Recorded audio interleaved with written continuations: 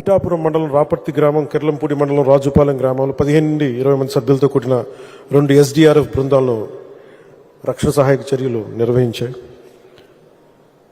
మొత్తం 120 మంది ఆర్మీ సభ్యుల సహాయ చర్యల కోసం కాకినాడ జిల్లాకు వచ్చి కాకినాడలోని APSPలో బస్ చేసి పెద్దాపురం మండలం మార్లో గ్రామంతో పాటు ఇతర నివాస ప్రాంతాలకి సహాయాలు అందించారు. పౌర సరఫరాల శాఖ ద్వారా నిత్యావసరాలు వస్తువులు కిట్లు సంసిద్ధం చేశాం. 5,000 నిత్యావసర వస్తువుల కిట్లు సిద్ధంగా ఉంచబడ్డాం, పంపిణీ చేశాం. ప్రతి కిట్లో 25 కేజీలు బియ్యం, కేజీ కందిపప్పు, కేజీ పంచదార, లీటర్ పామాలివ్ ఆయిల్, కేజీ ఉల్లిపాయలు, బంగాళదుంపలు కేజీ, ఇవన్నీ ఇవ్వడం జరిగింది. ఇలాంటి కష్ట సమయంలో కూడా చంద్రబాబు గారు కష్టపడడం చూసి మా వంతు కృషిగా నేను కూడా 6 కోట్ల రూపాయలని 2 రాష్ట్రాలకి ఇవ్వడం జరిగింది. అంటే మాట్లాడితే ₹1 కోటి అనౌన్స్ చేసి ఈ రోజుకి ₹1 కోటి ఎక్కడుందో తెలియదండి. మనం మాటలు చెప్పలేదు, నిలబడ్డాం. అలాగే మేము ఒక క్యాంపెయిన్ స్టార్ట్ చేసాం.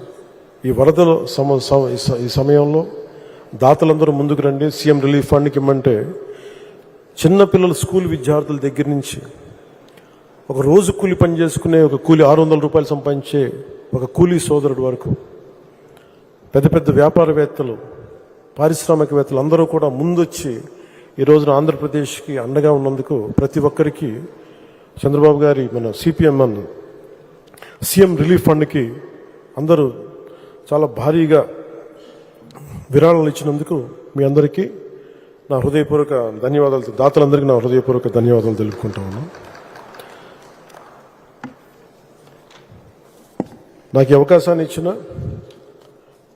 చంద్రబాబు గారి నాయకత్వం కింద పనిచేసే ఈ అరుదైన అవకాశం కొన్ని కోట్లాది మంది ప్రజలకి భవిష్యత్తు తీర్చిదిద్దేలా, ఆయన ఎప్పుడు ఒక దశాబ్దం ముందు ఉంటుంది, తక్కువలో తక్కువ. అలాంటిది ఆయన 2047కి ఆంధ్రప్రదేశ్ ఎలా ఉండాలి, నెంబర్ 1 రాష్ట్రంగా ఉండాలి, తెలుగు ప్రజలు గర్వించే రాష్ట్రంగా ఉండాలి, అటు తెలంగాణ కూడా బాగుండాలి, ఆంధ్రప్రదేశ్ విభజన దగ్గర నుంచి వచ్చిన నష్టాన్ని తిరిగి కోలుకొని నెంబర్ 1 రాష్ట్రంగా ఎదగాలి.